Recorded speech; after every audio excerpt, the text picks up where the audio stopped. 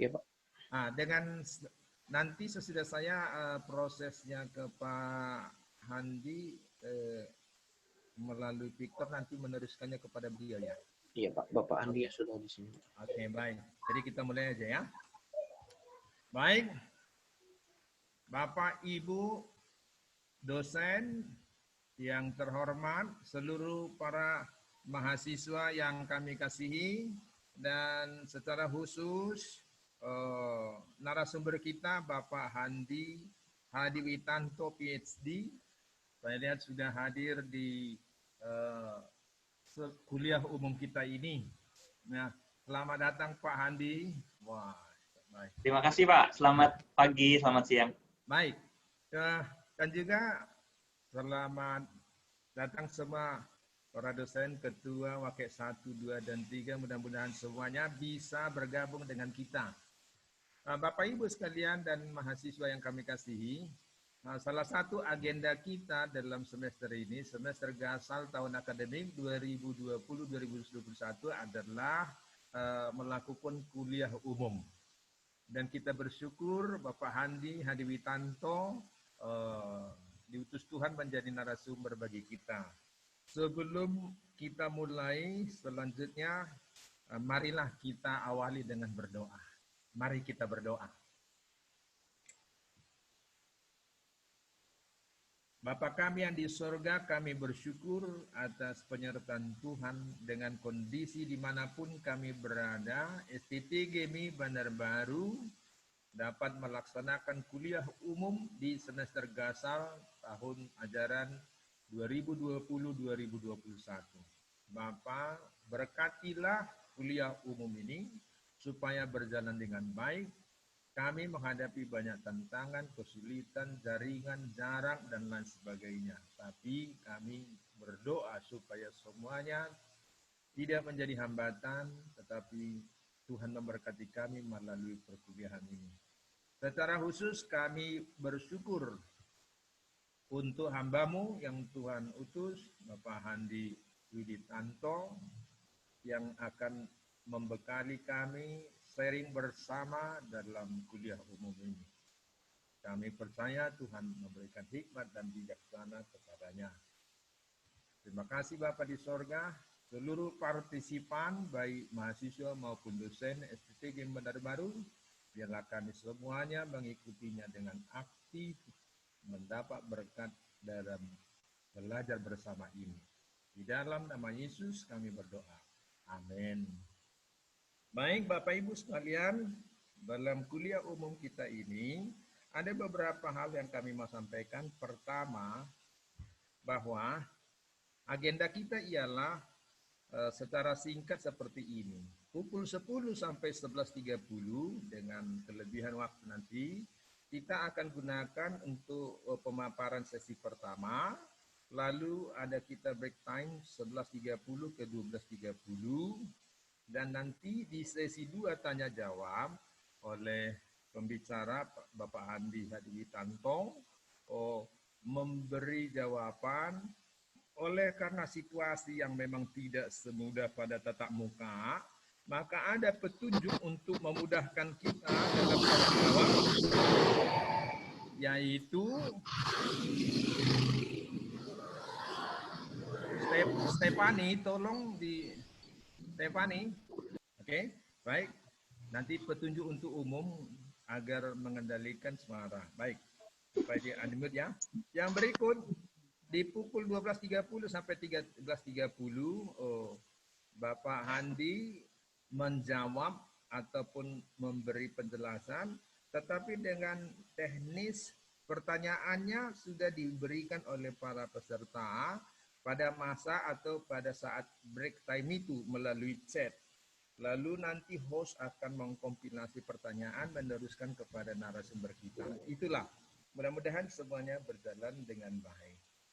Kuliah umum tahun ini, semester Gasal ini, dengan topik agama dan rasa percaya sosial dalam teologi publik praktis.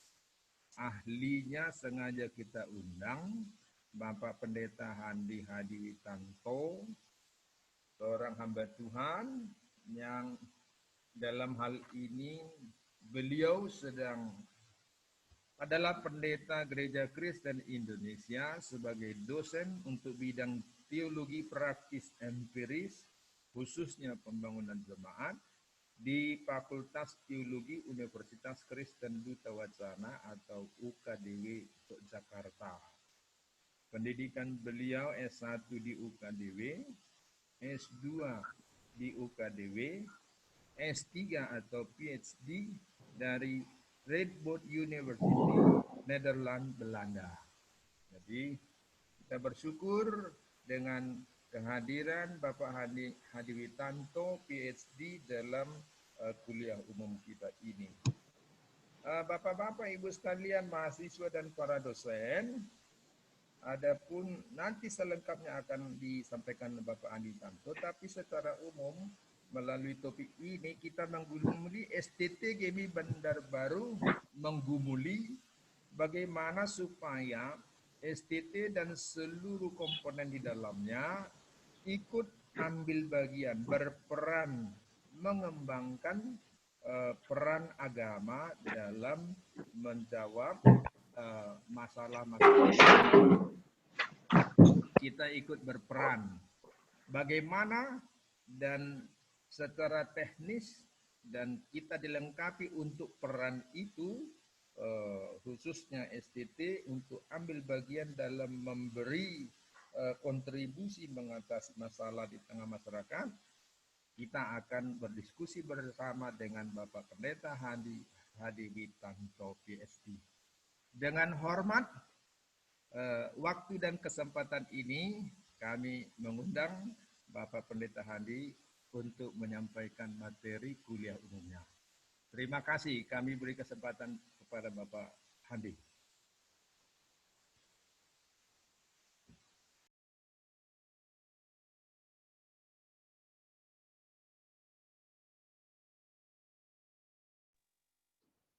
Terima kasih banyak Pak Charles Sihombing. Apakah ini saya langsung atau masih akan ada yang menyampaikan sesuatu?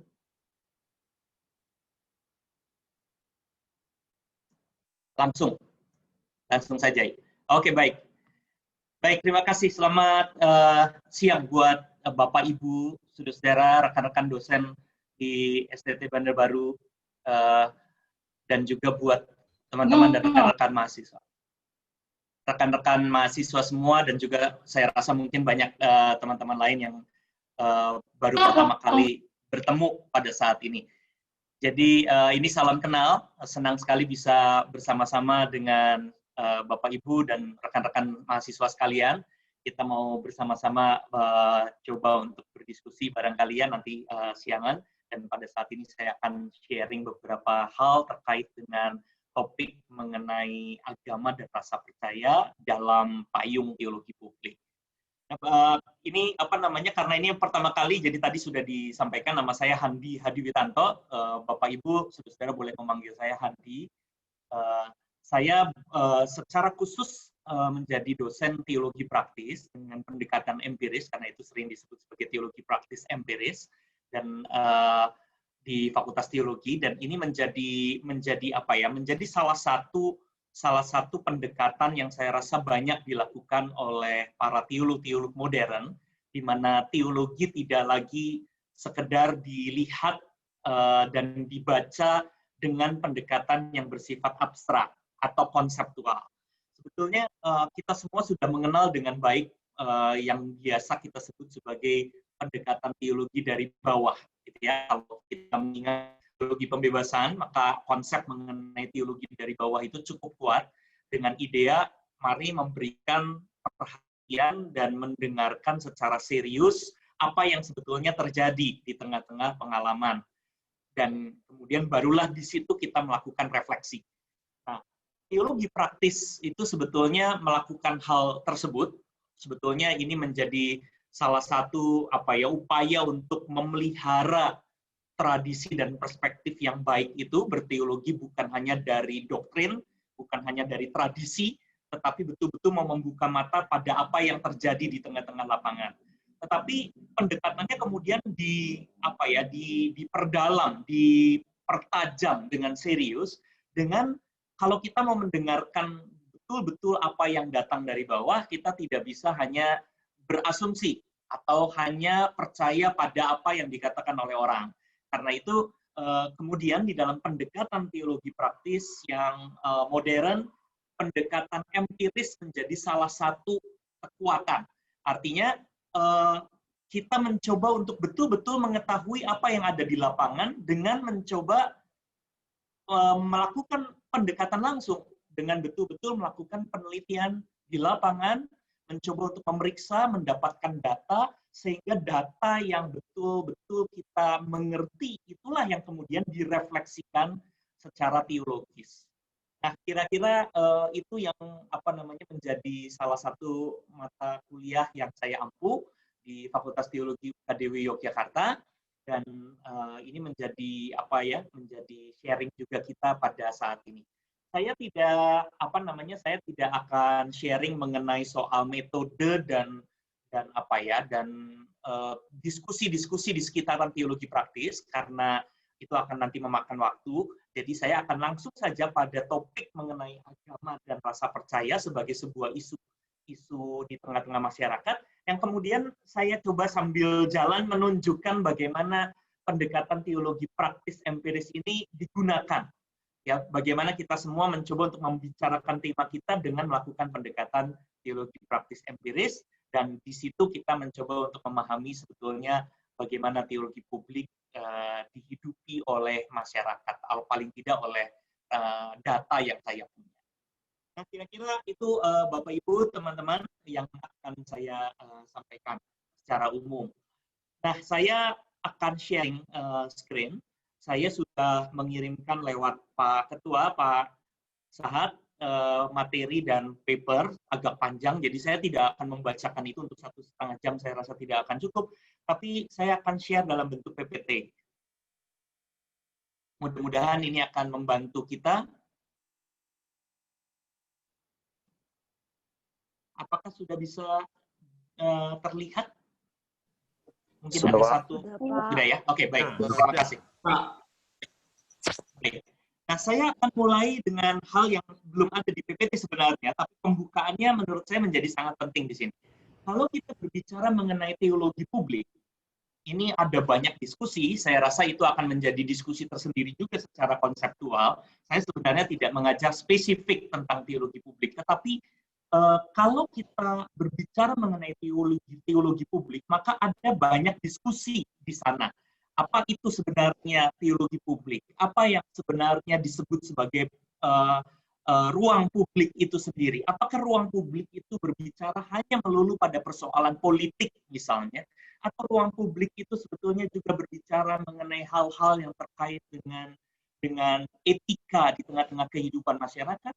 Ada yang bahkan secara spesifik mencoba untuk mendiskusikan bahwa ruang publik di zaman sekarang adalah budaya populer, dan semua kemajuan teknologi yang digunakan di dalam mengembangkan budaya kemanusiaan, itulah ruang publik.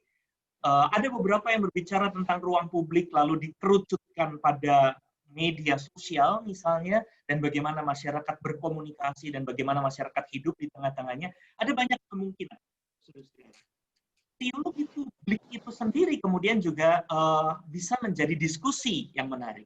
Apakah teologi publik itu adalah tentang gereja yang harus berefleksi tentang tanggung jawabnya di ruang publik, atau diskusi yang lain mencoba untuk memikirkan tentang bagaimana masyarakat itu sendiri terlepas dari gereja, terlepas dari bahwa ini kita berbicara mengenai pimpinan atau bicara tentang elit tertentu di dalam kehidupan agama, pendeta, akademisi di teologi, di fakultas-fakultas atau sekolah-sekolah teologi. Kita tidak berbicara tentang mereka, tetapi kita berbicara mengenai bagaimana masyarakat berteologi di ruangnya, di tengah-tengah kehidupannya sendiri. Jadi, dua subjek ya yang dibicarakan. Apakah ini berbicara tentang gereja, pimpinan, dan elit, atau kita berbicara tentang masyarakat secara umum, anggota gereja itu sendiri sebagai akar rumput yang kemudian dilihat di dalam hubungannya dengan ruang publik. Nah, saudara-saudara, saya mencoba untuk mempersingkat diskusi ini dengan saya sendiri mencoba untuk memilih. Di dalam pilihan yang saya lakukan, saya sangat diwarnai oleh apa yang disebut sebagai teologi praktis, yang tadi sempat saya singgung di bagian awal. Teologi praktis itu sendiri saat ini sudah berkembang begitu rupa, di mana kita sekarang ada di dalam pemahaman bahwa teologi praktis bukan sekedar applied theology. Jadi yang dimaksud dengan applied theology atau teologi aplikatif itu sering kali berbicara tentang tradisi-tradisi teologi yang kemudian diterapkan. Dan ini sangat tradisional di dalam pendekatan pendidikan teologi. Ketika sekolah teologi ada di bawah satu tradisi gereja, dan biasanya seperti itu, saya rasa saya berbicara relevan ya di dalam sekolah tinggi teologi milik gereja metodis, maka bagaimanapun teologi dan tradisi gereja metodis sangat kuat mewarnai sekolah teologi. STT Bandar Baru misalnya. Fakultas Teologi Universitas Kristen Duta Wacana memang tidak didirikan oleh satu gereja, ada 12 sinode yang mendirikan UKDW. Dan 12 sinode itulah yang mewarnai teologi dan mewarnai tradisi sekolah teologi yang ada, dan khususnya di UKDW. Meskipun banyak, itu pun masih ada benang merahnya. Paling tidak kita biasa suka menyebut bahwa tradisi yang kita kembangkan adalah tradisi teologi oikumenis, tradisi teologi yang Protestan misalnya, ya, semacam itu mewarnai sekolah teologi. Nah, di dalam pendekatan yang tradisional, maka teologi praktis itu biasanya kemudian dipahami sebagai applied theology, di mana tradisi gereja yang mewarnai sekolah teologi tersebut lalu diterapkan di dalam pengajaran-pengajaran praktisnya. Biasanya kemudian secara klasik kita berbicara tentang homiletika, tentang bagaimana berkhotbah, tentang etika kadangkala lalu dipahami sebagai applied theology, di mana nilai-nilai dari tradisi denominasi tertentu tersebut dipakai di dalam rangka mencoba untuk memutuskan dan membangun nilai benar dan salah di tengah-tengah kehidupan. Jadi apply.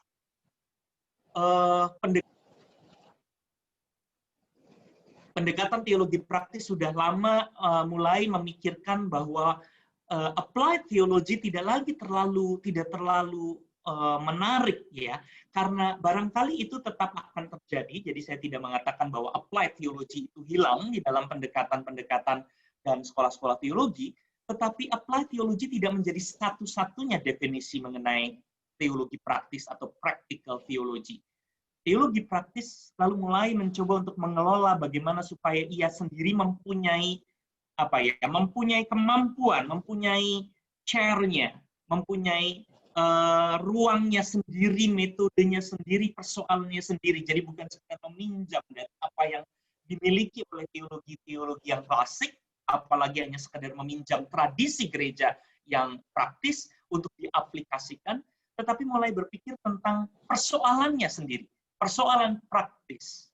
Nah, kemudian perkembangan berikutnya adalah menjadi dua tarik-menarik antara apakah teologi praktis itu sekedar berbicara mengenai pendeta dan kaum religius dan pimpinan gereja, atau teologi praktis itu juga berbicara tentang anggota-anggota gereja yang hidup.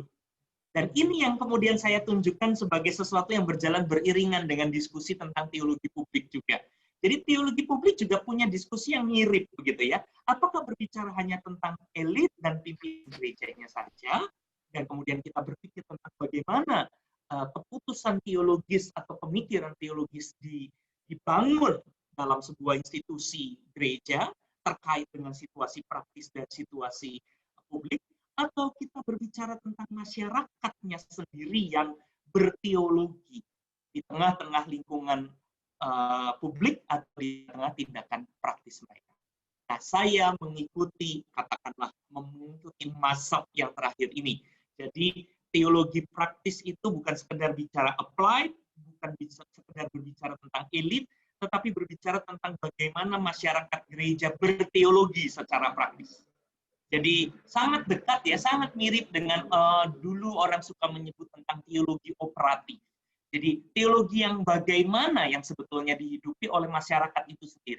Teologi akademis sudah waktunya menempatkan diri bukan sebagai elit yang tahu segala-gala, tetapi sebagai rekan diskusi bersama-sama dengan masyarakat untuk mendapatkan refleksi-refleksi teologisnya. Bahkan jikalau perlu mengembangkan sampai dengan mengkritik tradisi-tradisi dan teologi yang dihidupi. Begitu ya. Jadi ini menjadi sesuatu yang dialogis, di mana kita mulai subjeknya dari lapangan, dari pengalaman, dari situasi masyarakat, yang kemudian dapat mengkritik, ketika kita kenali, dapat mengkritik, dapat berdiskusi, dan berdialog dengan tradisi-tradisi teologi. Nah, teologi publik juga saya rasa dapat dipahami dengan cara seperti itu. Teologi publik adalah memahami apa yang dihidupi secara praktis terkait dengan ruang publik, dan kemudian kita mendapatkan data dari sana, lalu berharap dapat melakukan sebuah refleksi, diskusi, bahkan sampai dengan kritik kepada tradisi-tradisi teologi yang ada atau yang hidup selama ini. Nah, saudara-saudara, Bapak Ibu sekalian, saya berangkat dari perspektif tersebut, karena itu ketika kita kemudian berbicara mengenai agama dan rasa percaya, kita berbicara tentang agama dan rasa percaya, pertama-tama adalah tentang apa yang dihidupi oleh masyarakat. Menurut saya, kalau kita mau berbicara tentang teologi publik, kita harus memiliki data yang baik, pendekatan yang kuat untuk bisa mengumpulkan informasi tentang bagaimana agama dan rasa percaya itu sendiri dihidupi di tengah-tengah masyarakat. Karena itu seluruh bangunan dari presentasi yang saya akan lakukan, yang sebetulnya diambil dari disertasi saya juga, itu adalah penelitian lapangan. Jadi penelitian lapangan menjadi pendekatan yang sangat serius. Dan metode dari pendekatan penelitian lapangan ini menjadi sesuatu yang perlu dipersiapkan dengan sangat baik. Saya sendiri akan melakukan dan sharing pendekatan penelitian lapangan dengan metode kuantitatif, survei, dengan statistik. Tentu Bapak, Ibu, dan saudara-saudara barangkali juga mengenal dengan sangat baik dalam tradisi teologi pendekatan-pendekatan kualitatif. Sekarang sudah saatnya kita berbicara tentang mixed method, di mana metode-metode pendekatan dilakukan bersama-sama, bahkan bersama-sama dengan pendekatan-pendekatan metode digital. Ada banyak macam-macam pendekatan. Saya pikir terbuka nanti untuk diskusi juga tentang metode ini, meskipun kuliah tidak tentang metodenya, tetapi ini menjadi salah satu saja cara untuk kita mendapatkan data. Ya, bagaimana sih sebetulnya agama dan rasa percaya itu sendiri dihidupi oleh masyarakat kita? Nah, kenapa kita berbicara mengenai agama dan rasa percaya di dalam konteks teologi publik? Karena saya rasa isu di tengah-tengah ruang publik, sekali lagi ada macam-macam, tetapi salah satu isu ruang publik di Indonesia adalah tentang bagaimana relasi antar kelompok, relasi antar masyarakat. Ketika relasi di antara masyarakat ini lemah, maka kita sendiri akan tahu bahwa kondisi masyarakat kita akan menjadi sangat chaotic, kerusuhan dan pertikaian akan menjadi sangat banyak. Jadi ketika kita bicara tentang salah satu isu ruang publik di Indonesia, di tengah-tengah pluralitas yang begitu kuat, adalah bagaimana terjadinya relasi yang baik. Dan relasi masyarakat yang baik itu harus dibangun salah satunya dengan membangun rasa percaya, trust. Ya, dalam bahasa Inggris, trust ini menjadi sesuatu yang sangat kuat untuk membicarakan isu di tengah-tengah kehidupan masyarakat yang besar. Masyarakat modern tidak akan mampu menjalankan hidupnya dengan baik jikalau tidak ada trust, karena trust itulah jembatan dari hubungan-hubungan antar kelompok, antar masyarakat. Dan itu menjadi isu di ruang publik Indonesia. Kenapa saya katakan itu menjadi isu? Karena pertanyaan terbesar adalah, orang Indonesia menghidupi agama dengan sangat kuat. Bahkan dalam kelompoknya masing-masing. Apakah itu Kristen, apakah itu Islam, apakah itu agama yang berbeda, yang lainnya. Kristen pun bahkan dengan keras membagi-bagi diri. Ada Katolik, ada Protestan. Yang lebih aneh lagi di Indonesia, tanpa punya kekritisan menghidupi begitu saja. Ada Katolik, ada Kristen. Seolah-olah Katolik bukanlah bagian dari kekristenan. Ini Indonesia adalah salah satu dari sedikit negara, bahkan kalau saya tahu sampai dengan saat ini tidak ada negara di dunia ini yang membedakan antara Katolik dan Protestan sebagai Katolik dan Kristen. Di Indonesia kita membedakan antara Katolik dan Kristen. Dan teman-teman di kalangan Kristen, Protestan, dan tradisi-tradisi Kristen yang lainnya menganggap kami Kristen, dan kamu Katolik seolah-olah menjadi berbeda. Dan orang-orang Katolik juga kemudian ada di dalam situasi ini dan memelihara ini. Kami Katolik dan kamu Kristen. Dan ini pembedaan yang dipelihara begitu rupa sampai kita menganggap ini menjadi biasa begitu ya, banal. Kita menganggap ini sebagai sesuatu yang biasa. Nah, ruang-ruang dan pembagian-pembagian seperti ini sangat subur hidup di tengah masyarakat Indonesia. Kalau di tengah-tengah kekristenan saja kita bisa membedakan begitu rupa perbedaan tradisi dan denominasi, saya paling tidak sudah membaca 2 kali tesis dari teman-teman mahasiswa yang datang dari tradisi GMI, Gereja Metodis Indonesia, yang berbicara juga tentang pemisahan-pemisahan, segregasi-segregasi yang ada di tengah-tengah masyarakat gereja, gitu ya. Entah itu berdasarkan etnis, entah itu berdasarkan sejarah, entah itu berdasarkan tradisi teologis tertentu, dan pembagian-pembagian itu menjadi segregasi atas nama agama. Jelas termasuk Kristen, Islam, Kristen Hindu, Kristen Buddha, dan seterusnya. Nah, kalau agama itu ternyata cenderung menghidupi konsep segregatif yang memisahkan, maka isu relasi, isu rasa percaya, trust di tengah-tengah ruang publik Indonesia dikaitkan dengan agama, itu betul-betul menjadi isu teologi publik yang kuat. Pertanyaan sederhana yang akan dapat muncul di sini adalah, apakah agama, apakah teologi mampu menghidupi rasa percaya di tengah-tengah masyarakat, atau justru sebaliknya menghalang-halangi rasa percaya di tengah-tengah masyarakat, di tengah-tengah ruang publik Indonesia. Dan kalau agama ternyata menghalangi rasa percaya, saya rasa kita agak pesimis ya mengharapkan masyarakat Indonesia akan jadi lebih baik karena masyarakat agamanya. Tapi kalau kita mau menjadi lebih optimis bahwa masyarakat agama kita itu menghadirkan relasi yang baik dan rasa percaya yang baik, kita bisa memunculkan teologi publik yang baik, maka butuh perhatian yang serius tentang apa yang sebenarnya dihidupi oleh masyarakat agama itu sendiri. Nah, saudara-saudara, saya agak lama sedikit dengan pembukaannya ini.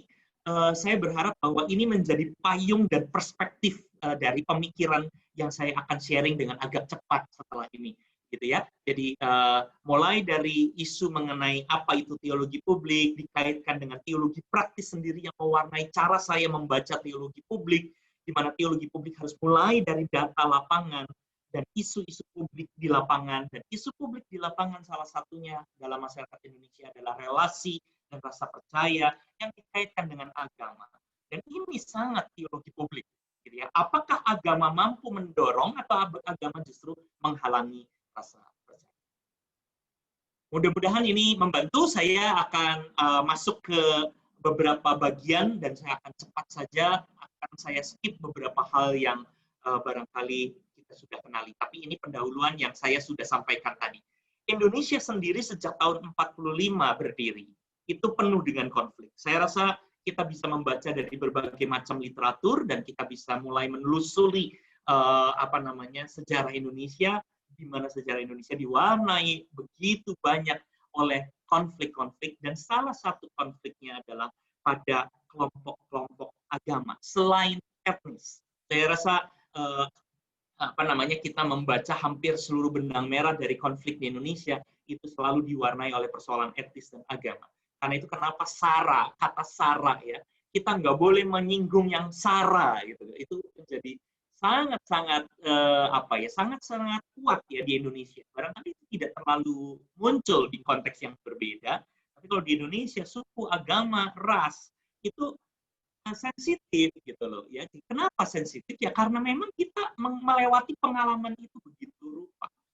Pertanyaan yang selalu muncul adalah apakah agama di Indonesia ini mampu untuk menghidupi atau justru menghalangi Apakah agama-agama kita ini gagal di dalam bagaimana menghadirkan teologinya untuk mendorong rasa percaya, trust di tengah-tengah masyarakat yang berbeda-beda dan seringkali berkonflik ini? Ini isu publiknya. Jadi ketika agama lalu dimunculkan di sini, maka publik ini bukan hanya bicara tentang ruang dan isunya, tetapi sekarang kita mulai mengaitkannya dalam hubungannya dengan bagaimana agama itu berteologi dan berpikir. Di situ poin dari teologi publik. Nah, karena itu kemudian, ini bagian dari saya rasa kuliah saya sekarang, masuk pada beberapa teori. Untuk kita memahami apa yang terjadi di lapangan bukan berarti kita tidak peduli dan tidak punya teori. Saya rasa ini menjadi semacam pesan sponsor, sekaligus menambahkan informasi mengenai teologi praktis empiris.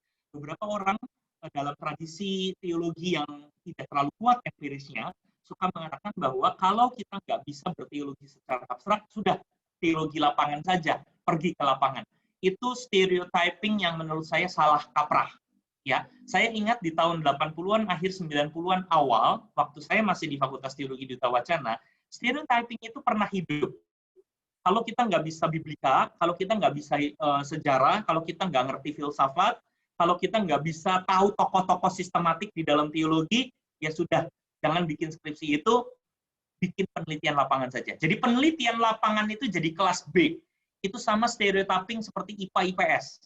Itu kan menjengkelkan, gitu ya. Itu kan sebuah pembagian kelompok yang betulnya sangat serius. Yang satu melakukan pendekatan yang lebih bersifat natural, eksak, yang satu melakukan pendekatan yang lebih relasional, sosial, dan itu dua pendekatan yang sangat serius.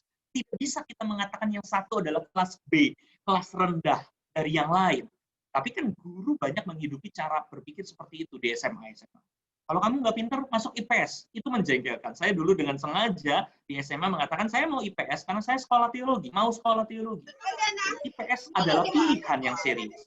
Nah, stereotyping seperti ini harus betul-betul dibongkar, diseriusi. Nah, di dalam konteks berteologi, saya rasa stereotyping di mana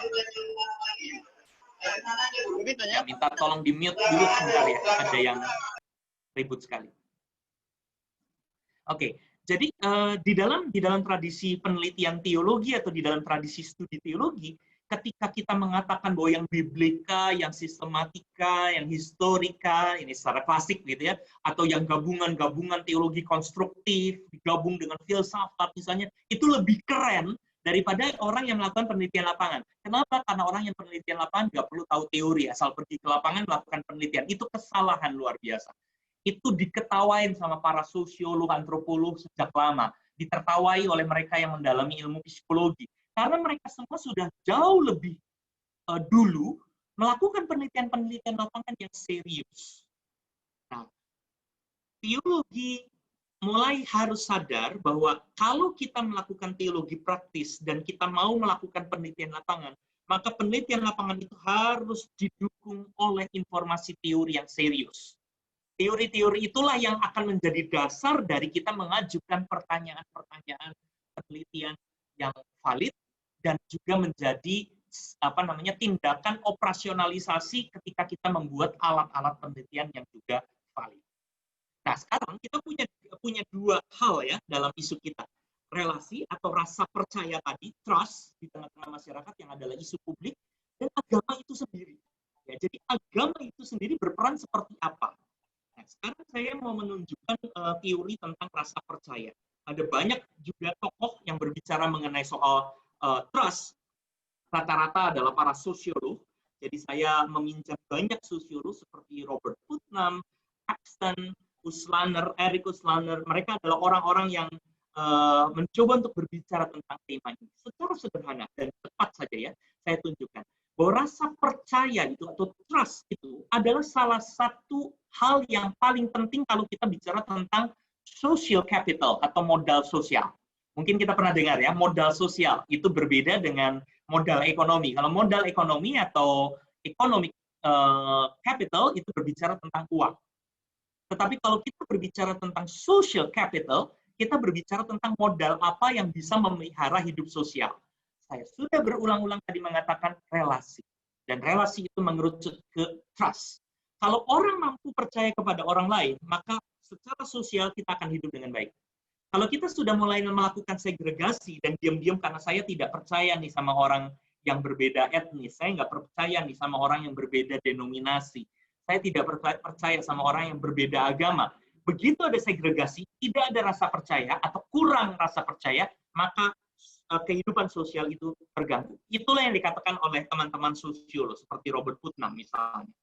Karena itu, modal sosial yang terpenting salah satunya adalah trust. Selain yang lain, ada networking, ada norms, norma-norma, tetapi yang terpenting menurut Putnam adalah rasa percaya. Gambar yang saya tunjukkan ini barangkali adalah gambar simulasi yang Bapak, Ibu, dan teman-teman mahasiswa tahu betul. Ini simulasi yang bisa dilakukan kalau workshop tentang trust. Menjatuhkan diri dan mempercayakan apakah orang lain akan menangkap kita.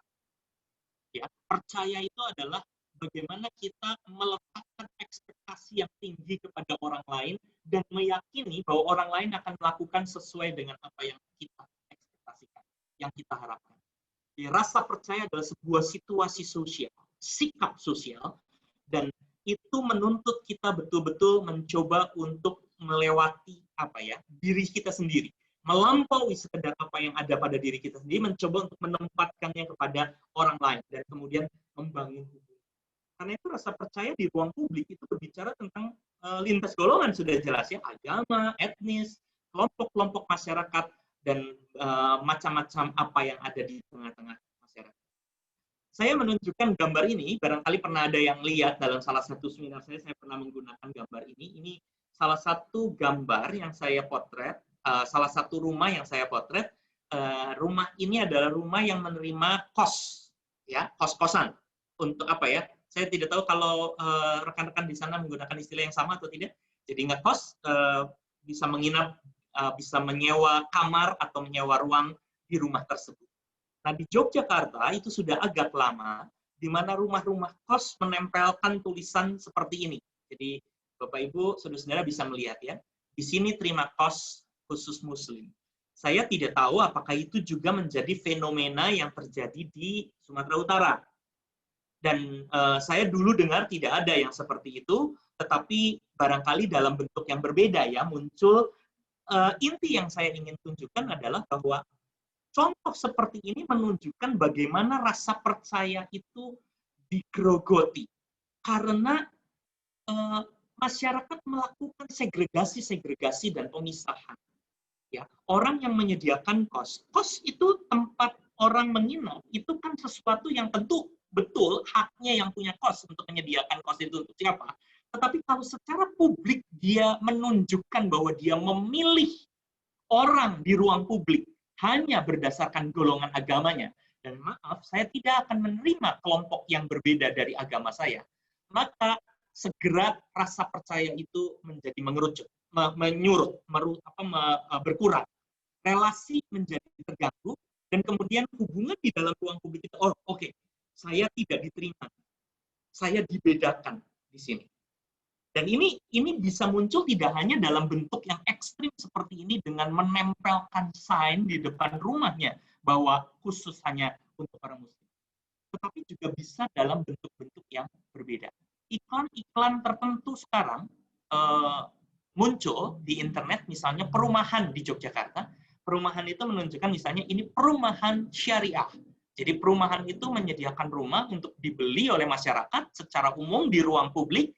Tetapi dengan menyebut bahwa ini adalah perumahan syariah, maka orang yang ada di tengah ruang publik segera langsung tersegregasi berdasarkan agama. Saya tidak menghidupi syariah, berarti saya belum tentu bisa diterima, bahkan kalau perlu jangan coba-coba membeli atau jangan masuk di dalam lingkungan yang sudah jelas memiliki konsep identitas dengan cara seperti itu. Dan ini betul-betul menjadi sebuah isu di tengah-tengah masyarakat. Dan perhatikan, agama itu dipakai. Apakah di lingkungan Kristen tidak ada? Saya kok tidak akan mengatakan tidak ada. Karena di lingkungan Kristen sendiri bisa saja hal itu dihidupi dengan cara tertentu. Ya, Di organisasi-organisasi, peraturan tidak menyebutkan, tetapi dalam tradisi lisannya menyebutkan bahwa misalnya tidak boleh menerima pegawai agama tertentu, tidak menerima pegawai atau mahasiswa dari agama tertentu, misalnya yang seperti itu, atau dibatasi jumlahnya hanya sekian persen, ada kuotanya. Hal semacam itu, ketika itu naik dan berkembang menjadi sebuah isu di ruang publik, itu menjadi sesuatu yang akan mempertanyakan relasi. Apakah kita diterima, apakah kita tidak diterima, apakah kita akan bisa hidup dengan lebih baik, apakah kita nyaman bersama-sama dengan yang mereka yang berbeda, itu semua jadi pertanyaan. Dan ketika agama masuk di dalamnya, maka itu juga menjadi semacam persoalan, apakah memang teologi menghidupi segregasi, menghidupi relasi-relasi terbatas, atau sebaliknya teologi harusnya mendorong kehidupan beragama menjadi lebih baik. Nah, Bapak Ibu Saudara-saudara, karena itu pertanyaan-pertanyaan yang muncul, yang tadi saya sudah katakan itu saya tuliskan di sini, itu menjadi pertanyaan-pertanyaan permasalahan.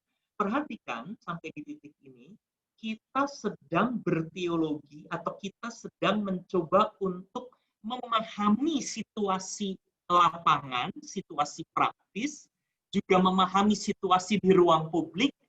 Tetapi sebelum kita betul-betul melakukan penelitian lapangan dan memahami situasinya, kita perlu sadar kita mempunyai perspektif-perspektif yang jelas. Dan perspektif yang saya pilih adalah teori mengenai rasa percaya dan agama. Karena itu lalu mulailah muncul pertanyaan-pertanyaan permasalahan, apa sebenarnya rasa percaya itu? Ini pertanyaan teoritis ya mestinya. Lalu bagaimana kelompok agama di Indonesia menghidupi rasa percaya sebagai wujud teologi publiknya. Karena rasa percaya adalah isu di ruang publik. Bagaimana agama di Indonesia mengenali itu? Dan apakah agama-agama itu bisa dikuatkan dalam berteologinya untuk semakin mendorong rasa percaya atau sebaliknya? Pertanyaan yang sudah sejak awal tadi saya coba ajukan. Saya masih ada di teori ya, Bapak Ibu Saudara-saudara. Saya sekarang akan melanjutkan teori mengenai rasa percaya diperdalam. Karena pertanyaan mengenai apa sebetulnya rasa percaya itu perlu kita jawab dulu. Mari kita lihat. Secara umum, rasa percaya atau trust itu adalah sebuah keyakinan di mana orang lain dapat diandalkan. Orang lain itu adalah orang yang juga baik. Orang itu bisa berbagi nilai dengan saya. Ya, jadi kalau saya percaya kepada seseorang karena saya meyakini orang itu sama-sama mengasihi, orang itu sama-sama ingin membangun negara Indonesia ini. Nah, itu adalah bagian dari bagaimana kita mencoba untuk membangun rasa percaya. Itu di tengah-tengah lingkup yang luas seperti masyarakat maupun juga di lingkup yang kecil dalam hubungan keluarga misalnya. Seorang anak yang percaya kepada ayahnya karena dia meyakini bahwa ayahnya akan memberikan sesuatu atau ayahnya akan melengkapi apa yang ia butuhkan dan ia yakini, harapkan dari sang ayah. Demikian juga si ayah. Ayah yang percaya kepada seorang anak atau ibu yang percaya kepada sang anak, itu karena dia meyakini bahwa sang anak itu akan dapat berbagi nilai, berbagi kehidupan, atau memenuhi ekspektasinya. Jadi rasa percaya adalah soal berbagi dan bagaimana kita bisa mengandalkan orang dan kemudian kita bisa melakukan kehidupan yang berjalan bersama-sama. Karena itu sekali lagi kenapa percaya ini menjadi sebuah isu yang sangat serius, trust, karena kita berbicara tentang masyarakat loh. Kita berbicara tentang kehidupan bersama dan mampu nggak nih masyarakat dalam kelompok-kelompok ini sebetulnya hidup bersama-sama. Nah, tetapi sebelum kita berbicara mengenai rasa percaya di tengah masyarakat, saya mau menunjukkan dulu secara teoritis bahwa rasa percaya itu punya dua kelompok. Yang pertama adalah yang disebut sebagai rasa percaya yang interpersonal trust atau thick trust. Jadi thick trust itu rasa percaya yang tebal ya. Interpersonal trust itu adalah rasa percaya yang kita tuh ada urusannya dengan orang itu secara personal. Begitu ya, di dalam institusi misalnya, dalam organisasi misalnya, atasan dan bawahan, atau manajer dengan stafnya, atau dosen dan mahasiswanya, atau misalnya mahasiswa angkatan A dan mahasiswa angkatan B dan anggota dari si mahasiswa tersebut. Ini berbicara mengenai soal hubungan-hubungan yang sifatnya sangat dekat, interpersonal. Dan rasa percaya interpersonal itu betul-betul membutuhkan informasi, membutuhkan pengenalan, membutuhkan pengalaman yang sangat kuat untuk bisa menumbuhkan rasa percaya. Karena itu disebut sebagai fake trust atau interpersonal trust. Tetapi secara teoritis kita juga bisa melihat konsep kedua yang disebut sebagai rasa percaya sosial atau social trust. Social trust ini seringkali dikategorikan oleh para ahli sebagai thin trust, rasa percaya yang tipis. Kenapa? Karena di tengah-tengah masyarakat kita berbicara tentang kelompok, golongan-golongan orang, Kristen, Islam misalnya, Protestan, Katolik misalnya. Kita berbicara tentang etnis A dan etnis B misalnya. Dan ini kita berbicara tentang kelompok sosial yang besar. Ini kita tidak berbicara tentang orang yang saling mengenal, tapi kita berbicara tentang fenomena sosial, relasi sosial. Jadi di tengah-tengah masyarakat yang besar, tidak saling mengenal, tetapi di dalam masyarakat itu sendiri kita butuh trust. Nggak bisa, Indonesia ini nggak akan hidup kalau kita tidak percaya sebagai orang Kristen bahwa masyarakat Islam akan mendukung keberadaan orang Kristen dan tidak akan melenyapkan orang Kristen. Demikian juga sebaliknya, teman-teman Islam akan percaya di tengah-tengah masyarakat Indonesia ini bahwa Indonesia ini akan hidup dengan keyakinan bahwa orang Kristen tidak akan memecah belah mereka atau bahkan memaksa mereka untuk pindah agama. Itu isu-isu sosial, isu-isu yang tidak berbicara hanya melulu pada hubungan personal antar personal, ya. Tetapi berbicara tentang fenomena sosialnya. Apakah hubungan-hubungan di antara masyarakat itu sendiri dapat dibangun dalam sebuah keterpercayaan. Saya senang dengan contoh yang beberapa waktu lalu saya gunakan misalnya. Apakah kita sebagai orang Kristen tetap percaya kepada saudara-saudara kita yang Muslim di tengah-tengah masyarakat Indonesia, bahwa masyarakat Muslim Indonesia adalah masyarakat Muslim yang akan tetap memelihara Pancasila, dan memelihara negara kesatuan Republik Indonesia, dan tidak akan membuat negara Indonesia menjadi sebuah negara khilafah. Dan orang akan mulai sibuk dengan pengalaman dan berita, misalnya ada kekerasan agama, ada fundamentalisme, ada terorisme atas nama agama tertentu, dan kita mulai diwarnai oleh informasi-informasi seperti itu. Pertanyaannya adalah, kita tetap percaya atau tidak bahwa masyarakat Muslim Indonesia secara sosial adalah masyarakat Muslim yang baik dan masyarakat Muslim yang akan bisa tetap membawa negara ini dan hidup sosial kita ini baik. Atau sebaliknya, kita mulai dipengaruhi dengan semua itu dan kemudian menurun. Ya, saya punya tetangga orang Muslim dan dia baik secara personal, tapi saya tidak percaya pada masyarakat. Itu sosial. Dan sikap secara sosial itu bisa jadi berbeda dengan personalnya, ya. Secara personal kita tidak punya masalah, tetapi secara sosial kita tidak suka. Dan ketidaksukaan atau ketidakgembiraan kita untuk berelasi itulah yang lalu memunculkan berbagai macam sikap di tengah-tengah ruang publik. Ya, dari sikap kita tidak mau bergaul, dari sikap kita membatasi, dari sikap kita menghindari bahkan masyarakat-masyarakat yang kita anggap sebagai outgroup. Nah, ini adalah social trust. Nah, jelas ketika kita bicara tentang teologi publik, kita tidak bicara mengenai interpersonal trust, tapi kita bicara tentang social trust. Ya, jadi kita berbicara tentang trust di tengah-tengah masyarakat. Nah, trust di tengah masyarakat itu sendiri ternyata juga bisa dikelompokkan. Ya, ada dua. Ericus Lanner, salah satu sosiolog yang saya dalami ketika berbicara dan belajar mengenai social trust ini mengatakan begini, rasa percaya sosial itu ada dua.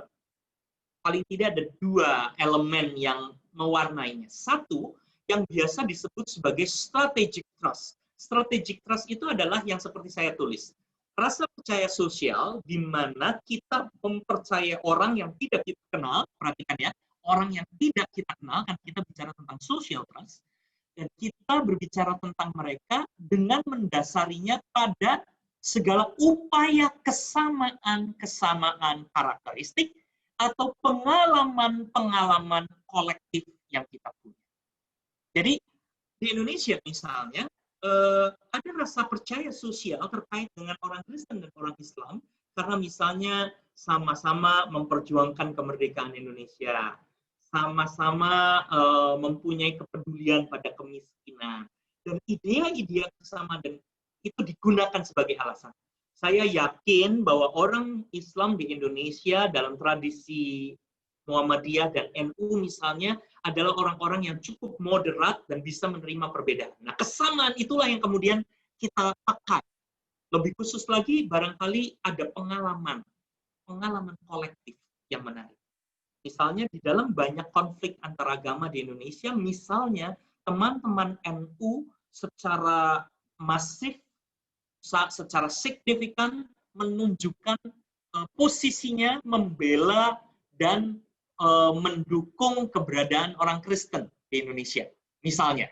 Nah, konsep dan pengalaman kolektif seperti itu lalu mewarnai cara berpikir kita, sehingga lalu secara strategis kita kemudian memunculkan rasa percaya sosial yang lebih oke, lebih positif.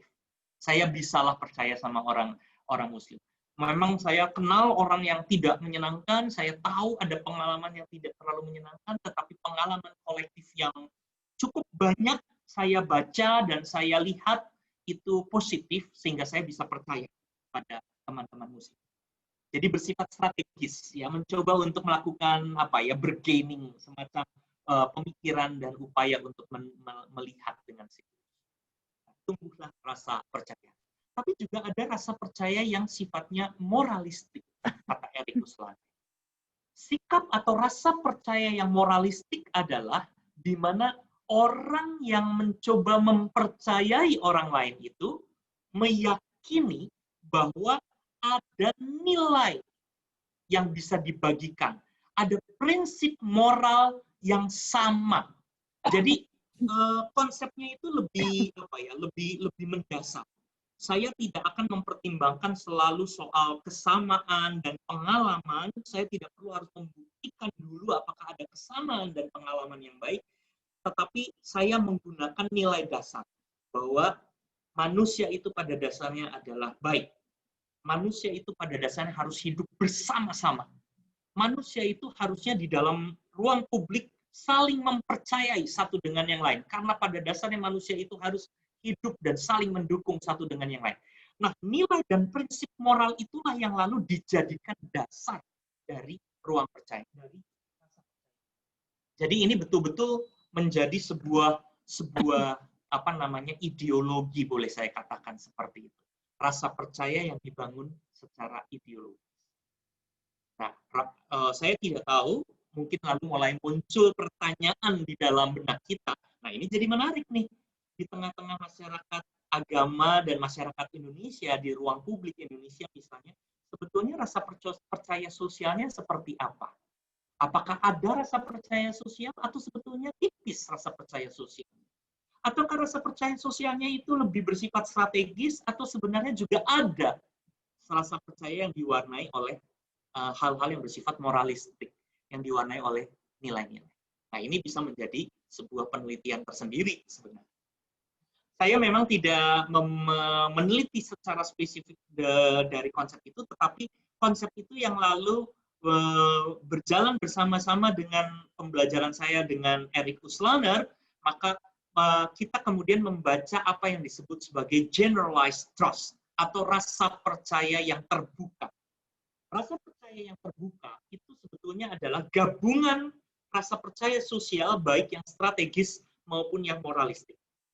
Jadi ketika yang strategis memang dipertimbangkan, pengalaman, kesamaan-kesamaan, tapi pada saat yang bersamaan kita juga mau meyakini bahwa ada nilai-nilai dasar di mana seharusnya kita hidup bersama-sama di tengah masyarakat. Seharusnya kita hidup dalam relasi dan saling percaya satu dengan yang lainnya. Seharusnya ada trust yang betul-betul harusnya dimunculkan di tengah-tengah masyarakat. Nah, itulah generalized trust. Semakin kuat entah itu nilai moralistiknya, entah itu pengalaman-pengalamannya, semakin bagus itu, maka semakin generalized, semakin terbuka rasa percayanya di tengah-tengah masyarakat, bahwa saya akan mempercayai semua orang di tengah masyarakat, dan itu modal yang luar biasa. Tapi kembali pertanyaan yang sangat serius adalah, apakah agama mampu mendukung itu atau justru malah menghambat itu? Kalau kita pengen tahu bagaimana teologi publik dihidupi, maka pertanyaan itu menjadi pertanyaan yang relevan. Tapi paling tidak isu ruang publiknya menjadi sangat kuat. Ya. Apakah di masyarakat Indonesia rasa percaya yang terbuka itu adalah sesuatu yang ada gitu? Atau jangan-jangan sebetulnya rasa percaya di tengah masyarakat kita itu nggak terbuka. Rasa percaya sosialnya itu terbatas, dan sebetulnya jangan-jangan itulah yang mengakibatkan mengapa ada banyak konflik di tengah-tengah masyarakat Indonesia. Nah, kita sudah sampai dari teori-teorinya, kita berusaha untuk memahami dan mulai memunculkan pertanyaan-pertanyaan, permasalahan. Ya, apakah agama mendukung, apakah agama tidak mendukung, apakah rasa percaya terbuka itu ada atau tidak, mampukah itu dihidupi di tengah masyarakat kita? Ini menjadi pertanyaan-pertanyaan yang dapat hadir di tengah-tengah percakapan seperti ini. Dan pertanyaan teologi publik yang bersifat praktis, di mana kita perlu tahu apa yang ada di lapangan, itu juga mulai muncul. Apa yang dihidupi oleh masyarakat Indonesia? Bagaimana mereka menghidupinya? Seperti apa mereka menghidupinya? Dan ketika kita berbicara tentang agama, maka kembali teori tentang teologi publik tadi muncul. Teologi publik itu juga berbicara mengenai bagaimana orang-orang di tengah-tengah lapangan berteologi di tengah-tengah isu-isu publik terkait dengan rasa percaya. Baik, sampai di sini sekarang saya akan masuk pada upaya untuk rasa percaya ini diturunkan lebih jauh untuk mengukur teologi publik. Jadi bahasa di dalam teologi praktis empiris itu adalah kita mencoba untuk menyusun measuring instrument, instrumen pengukur, instrumen atau alat yang bisa membuat kita memeriksa situasi lapangan dengan baik yang diwarnai oleh teori yang kita punya. Jadi teorinya tadi tentang trust, tentang generalized trust, tentang teologi publik atau public theology, sekarang kita coba periksa dan ukur. Nah, saya mencoba untuk mengusulkan pengukurannya dengan cara seperti ini. Rasa percaya itu sebetulnya rasa percaya yang hidup di dalam sebuah konteks, dan karena ini teologi publik, maka rasa percaya yang hidup di tengah-tengah konteks agama. Bagaimana agama itu lalu dipakai untuk menjadi partner dari rasa percaya itu dalam rangka mencoba untuk menghadirkan pemikiran-pemikiran tertentu yang disebut sebagai teologi publik. Karena itu agama itu tidak hanya sekedar sebagai elemen yang terpisah dari rasa percaya, tapi agama yang terikat erat dengan rasa percaya. Saya tadi sudah berulang mengatakan sebelumnya, dalam teologi publik, agama adalah bagian dari kita mencoba untuk memikirkan isu publik. Jadi tidak dipisahkan. Dalam banyak penelitian-penelitian sebetulnya seringkali dipisahkan, ya, rasa percaya dan agama. Apakah agama itu sendiri bisa mendukung atau agama tidak mendukung, tapi dipisah sebagai dua variabel. Jadi hanya rasa percaya sebagai persoalan sosial dan kegiatan-kegiatan agama sebagai aktivitas religius. Itu menjadi dua hal yang berbeda. Nah, sekarang kita mencoba untuk kalau mengukur teologi publik nggak bisa dua hal ini dipisah. Kita harus berbicara sebagai satu kesatuan. Apakah agama memikirkan isu publik itu? Agama mendukung isu publik itu, bukan sebagai dua ukuran yang terpisah, tapi sebagai satu kesatuan yang betul-betul dipahami. Ini yang kemudian saya pahami jikalau kita mau mencoba untuk mengukur teologi publik. Nah, yang berikutnya tentu adalah hal-hal yang mendukung teologi publik itu, yang terkait dengan intragroup atau pemahaman internal teologis agama itu sendiri.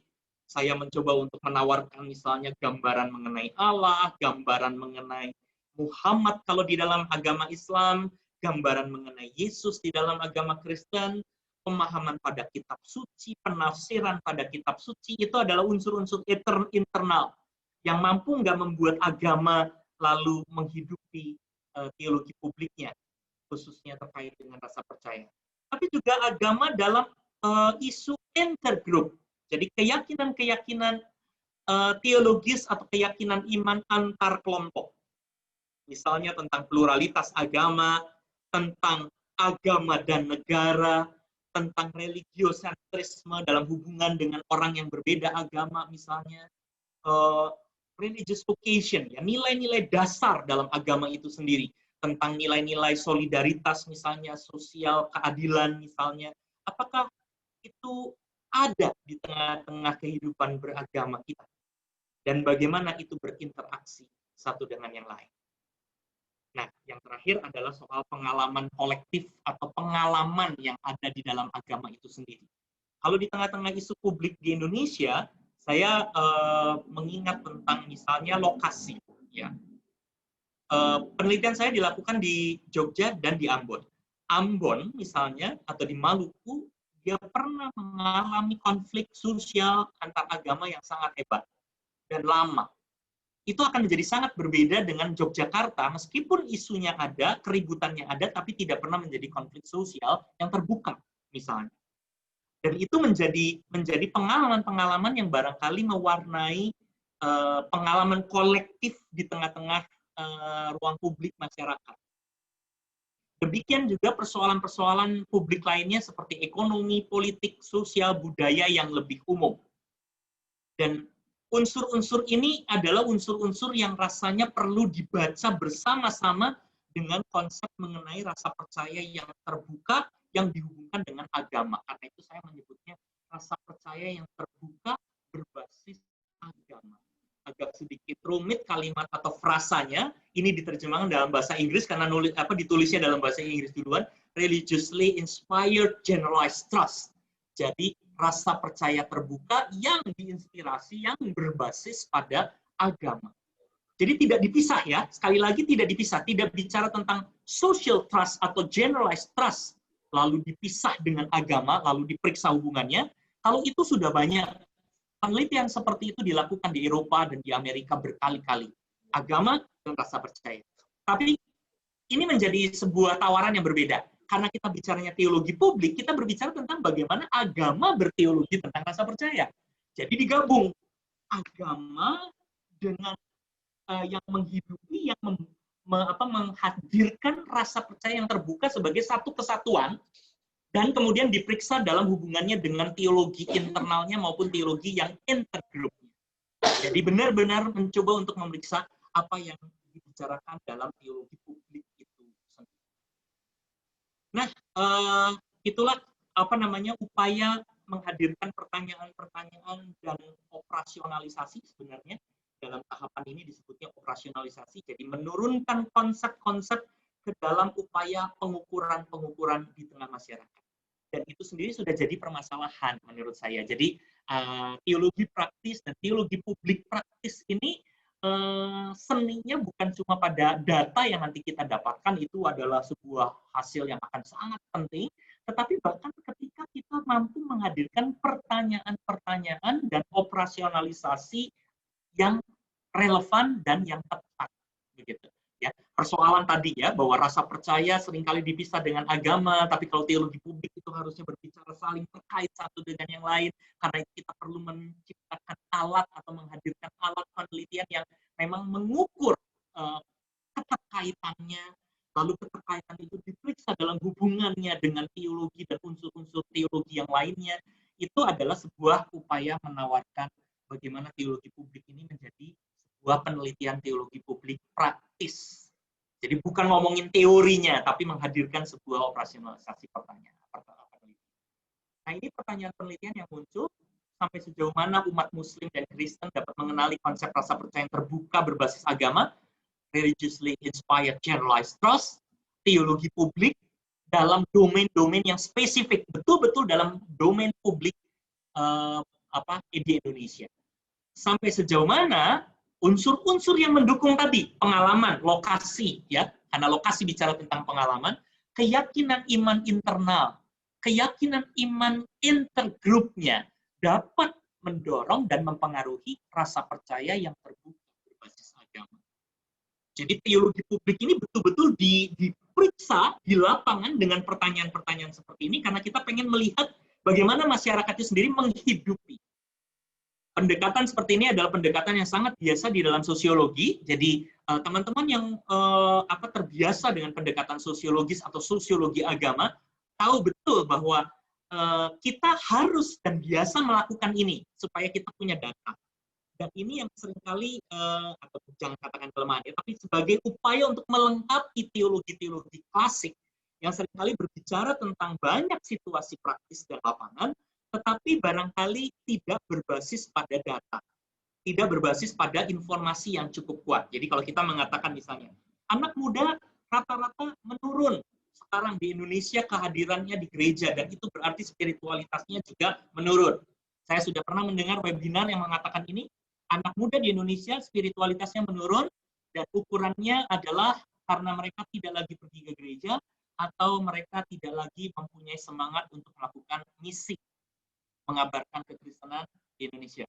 Nah, data seperti itu, kalau kita lakukan dengan pendekatan dan teori yang lebih utuh, kita akan langsung mendapatkan kelemahan bahwa perlu kita punya ukuran yang lebih bagus, bahwa spiritualitas bukan cuma pada kehadiran di gereja, tapi spiritualitas mungkin perlu diukur dari konsep tertentu, bagaimana misalnya dia menemukan tujuan hidupnya. Itu spiritualitas, menurut buku-buku tentang spiritual.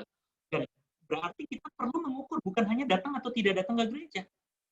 Penelitian saya bahkan membuktikan terbalik, begitu ya, anak muda malah masih punya keinginan untuk ke gereja. 80% mereka masih ingin pergi ke gereja. Nah, kalau nggak ke gereja, berarti bukan semata-mata persoalan spiritualitas anak muda, jangan-jangan, tapi barangkali persoalan gerejanya yang tidak membuat mereka merasa gembira dan senang di dalam gereja.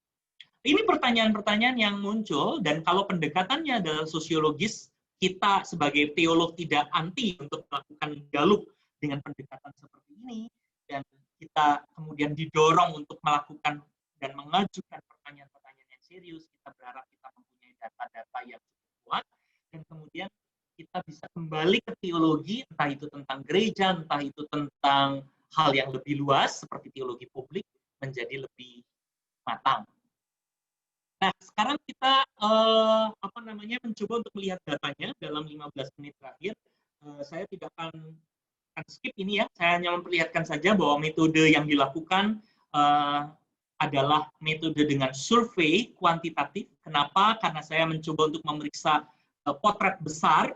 Saya mencoba untuk menggunakan bahkan secara cukup bombastis mahasiswa Indonesia. Jadi bagaimana pandangan mahasiswa Indonesia jelas tidak bisa kualitatif kecuali saya akan melakukan mixed method, gitu ya. Nah, terlepas dari Bapak Ibu mungkin akan memberikan catatan itu kekurangan atau itu kelebihan, tidak jadi masalah. Tetapi pendekatan yang saya lakukan adalah kuantitatif untuk memeriksa gambaran sosiologis besarnya. Ada 1.499 responden yang diperiksa. Sebetulnya jumlah respondennya lebih banyak, sampai 1.700-an, tetapi setelah dilakukan screening, pemeriksaan kuesioner dan sebagainya, ada banyak yang tidak terpakai dari 1.700, lalu berkurang menjadi 1.499 mahasiswa Muslim dan Kristen di Indonesia. Metodenya adalah stratified random sampling. Ini adalah sebuah metode sampling dengan cara mencoba menghitung, mengukur, dan membuat stratifikasi. Jadi jumlah mahasiswa yang sangat luas itu tidak mungkin kan diperiksa satu persatu, maka dibuatlah jumlah terbatas dengan stratifikasi tertentu. Nah, kategori-kategori yang dibuat adalah universitas. Universitas Islam, universitas negeri, universitas Kristen, lalu kelompok-kelompok jurusannya ABC, eksakta, sosial, dan teologi, itu betul-betul diperiksa. Perempuan dan laki-laki juga dibatasi, diukur sebisa mungkin seimbang. Itu upaya untuk melakukan sampling yang merata. Ya. Ambon dan Yogyakarta itu digunakan sebagai dua lokasi di mana kota yang pernah mengalami kerusuhan dan kota yang tidak pernah mengalami kerusuhan. Lalu juga Indonesia Timur dan Indonesia Barat mayoritas Kristen dan mayoritas Islam. Jadi cara berpikir itu yang disebut sebagai strategic random sampling, ya, upaya untuk mencoba membuat penataan sampelnya supaya respondennya itu valid, diharapkan mewakili populasi. Metode analisis yang digunakan adalah berbagai macam analisis statistik, analisis faktor, analisis deskriptif, analisis korelasi bivariat, dan regresi multivariat. Nah, saya tidak akan bicara hal itu secara teknis karena presentasi saya terakhir ini juga hanya akan menggunakan satu saja hasil dari regresi multivariatnya. Jadi tidak berlama-lama. Nah, oke, baik. Ini yang kita akan coba lihat, saudara. Jadi religiously inspired generalized trust in specific domains, itu yang saya tadi bilang, mencoba untuk mengukur rasa percaya berbasis agama yang terbuka dalam domain-domain publik itu sebagai satu variabel, jadi tidak dipisah antara agama dan percaya, lalu diperiksa dengan variabel-variabel lain. Intragroup dan intergroup dipakai untuk memeriksa apakah memang ini mampu dihidupi atau tidak. Jadi betul-betul mencoba untuk mewakili bagaimana sebuah proses teologi publik itu dihidupi. Nah, Bapak Ibu Saudara-saudara, saya akan menunjukkan hasilnya, mudah-mudahan selesai di 10:30. Apa yang terjadi dan bisa kita temukan di tengah-tengah masyarakat Indonesia? Kita menemukan ada dua tipe rasa percaya yang dikenali oleh kedua kelompok agama. Jadi baik Muslim dan Kristen, karena saya melakukan studi banding ya antara Kristen dan Islam tentang terkait tema ini. Nah, rasa percaya yang bisa dikenali oleh kedua kelompok, baik agama Kristen dan Protestan, adalah rasa percaya dalam konteks sosiokultural. Ini konteks sosiokultural adalah terkait dengan rasa percaya di tengah-tengah isu pendidikan, bahwa pendidikan itu harus dapat berjalan kuat bersama-sama semua masyarakat, tidak boleh milih-milih agama, juga nilai-nilai budaya yang berbeda yang harusnya saling dihormati, saling dikuatkan satu dengan yang lain, yang tidak boleh jadi alasan untuk membeda-bedakan. Jadi pertanyaannya itu kira-kira begini, Bapak Ibu, kalau kita mungkin bertanya-tanya, kira-kira ditanyanya dalam kuesioner seperti apa? Gitu. Nah, saya akan tunjukkan, saya akan bacakan contoh pertanyaannya, konsepnya, misalnya. Saya menunjukkan salah satu di kuesioner misalnya begini. Komunitas agama saya seharusnya mendorong tersedianya pendidikan bagi setiap orang tanpa membeda-bedakan agama. Agama saya seharusnya mendorong akses kepada setiap orang untuk bisa mendapatkan pendidikan tanpa membedakan agama. Kalau Bapak Ibu bisa menangkap, ini adalah sebuah pendekatan yang biasa dilakukan secara sosiologis, mengukur sikap, dan kemudian orang harus menjawab dan mengukur sikapnya dari tidak setuju, sangat tidak setuju, sampai dengan sangat setuju, kemudian kita bisa mulai mendapatkan idea, kira-kira mereka mengenali dan bersetuju atau tidak pada idea rasa percaya tersebut. Nah, masyarakat Islam dan Kristen mengenali rasa percaya dalam konteks sosiokultural. Dan karena ini adalah teologi publik, maka kita bisa melihat konsepnya tadi, agama saya mendukung rasa percaya di mana orang tanpa dibatasi agama bisa hidup dan dapat pendidikan. Isu publik, perhatikan ya, pendidikan dan isu publik dalam domain sosial. Kenapa saya mengangkat ini? Dalam buku saya, kalau Bapak Ibu lihat, atau mungkin di dalam paper saya yang adalah ringkasannya itu, bisa ditemukan di mana misalnya di Indonesia itu kan sekolah berbasis agama itu luar biasa populer, bahkan menjadi pilihan-pilihan utama masyarakat.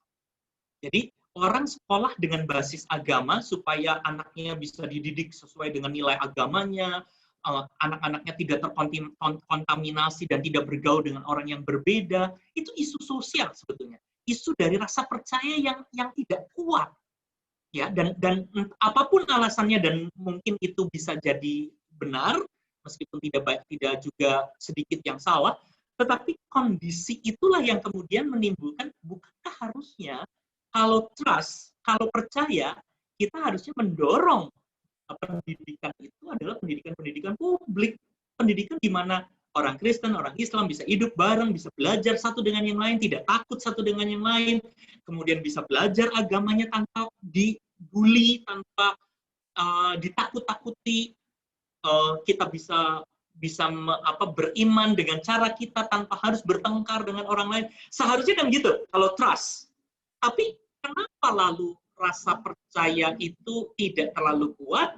Justru yang muncul malah sesuatu yang tidak cukup mendukung dalam bentuk misalnya pendidikan yang sangat berbasis segregatif ya, berbasis pada agama. Dan apakah agama-agama itu sendiri, gereja dan komunitas agama mendukung atau justru malah melawan hal-hal seperti itu? Karena itu pertanyaannya, agama saya harusnya mendukung pendidikan untuk semua orang tanpa membatasi agama misal. Nah, orang-orang Kristen dan orang-orang Kristen mengenali konsep rasa percaya ini, mengenali ya.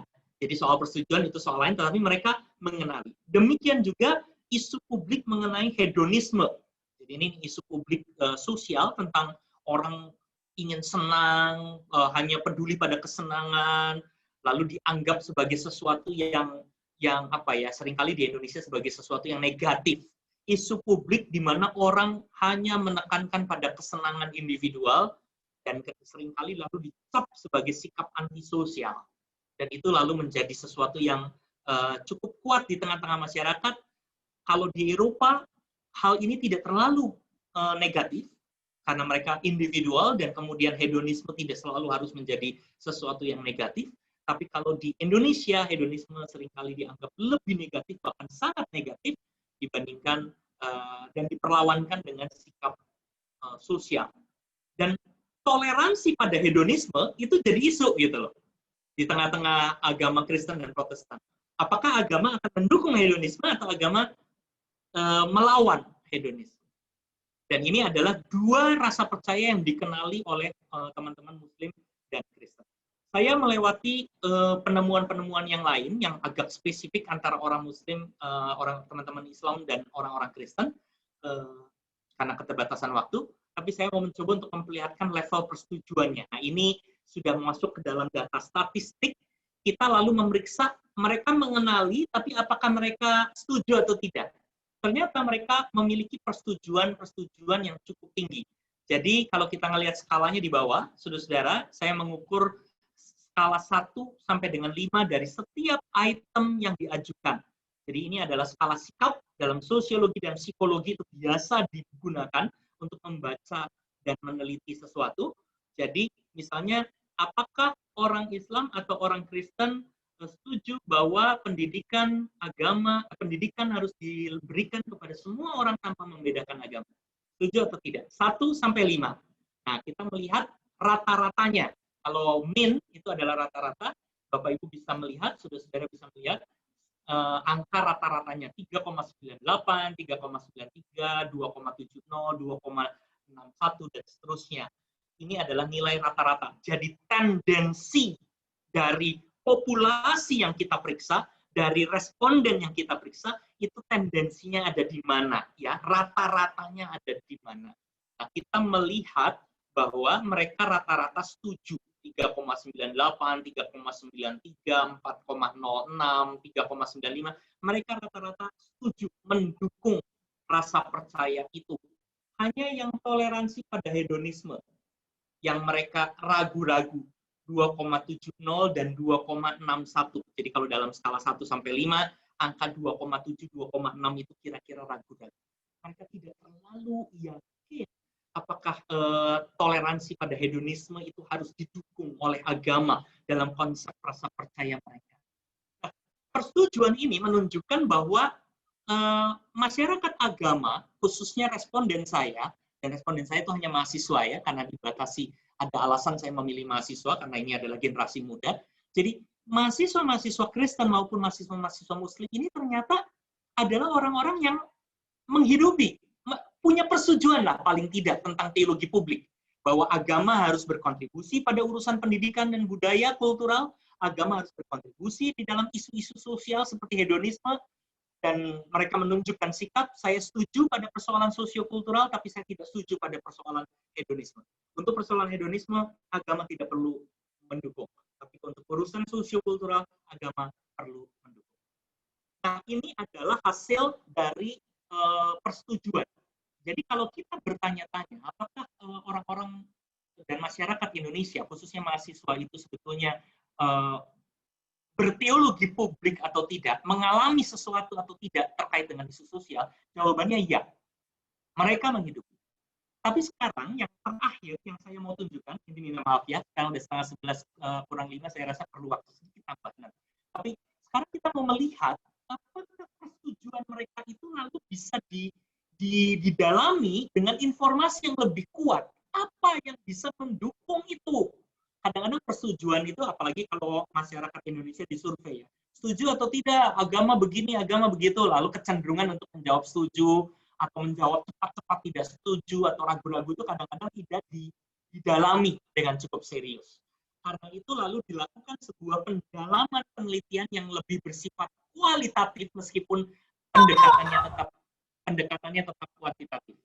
Pendekatan yang kita lakukan adalah mencoba untuk memprediksi unsur-unsur teologis apa yang bisa mendukung persetujuan mereka. Atau yang diprediksi justru tidak mendukung persetujuan mereka. Nah, sekarang saya pindah pada tabel ini. Tabel ini sudah saya sederhanakan, saya menghilangkan angka-angka statistiknya supaya tidak pusing, tetapi saya ganti dengan simbol plus atau plus atau plus 4, itu menunjukkan bahwa variabel yang ada plusnya itu menjadi variabel yang mendukung proses pembangunan rasa percaya sosiokultural pada orang Muslim atau pada orang-orang Kristen. Jadi ada dua tabel ya, karena dua kelompok. Baik masyarakat atau mahasiswa Muslim maupun mahasiswa Kristen pada soal rasa percaya berbasis agama terkait dengan sosiokultural. Apa tadi sosiokultural? Saya ingatkan, rasa percaya di tengah domain pendidikan dan nilai-nilai budaya yang beragam-ragam.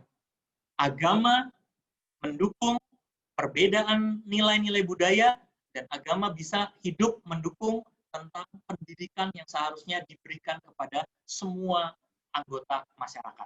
Itu kira-kira ide dari rasa percaya berbasis agama dalam domain sosial kultural, baik masyarakat Muslim maupun masyarakat Kristen. Nah, pertanyaan tadi saya adalah apa yang mendukung?